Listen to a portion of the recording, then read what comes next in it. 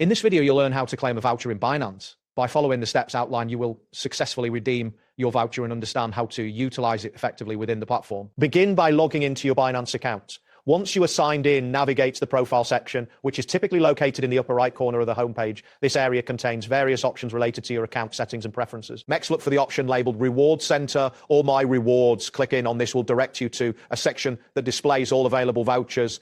This is where you can find any vouchers that you may have received or are eligible to claim. Once you are in the Reward Center, you will see a list of vouchers. Browse through this list to find the specific voucher you wish to claim. After identifying the correct voucher, click on the option labeled Redeem. This action initiates the redemption process for the selected voucher. It is important to confirm the redemption before the expiration date of the voucher. After clicking Redeem, you will likely receive a confirmation prompt.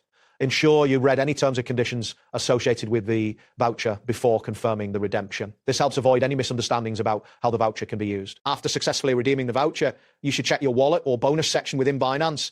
Depending on the type of voucher, some may automatically apply during your trading activities. Review the specific terms of the voucher to understand how and when it can be utilized effectively. That wraps up today's guide.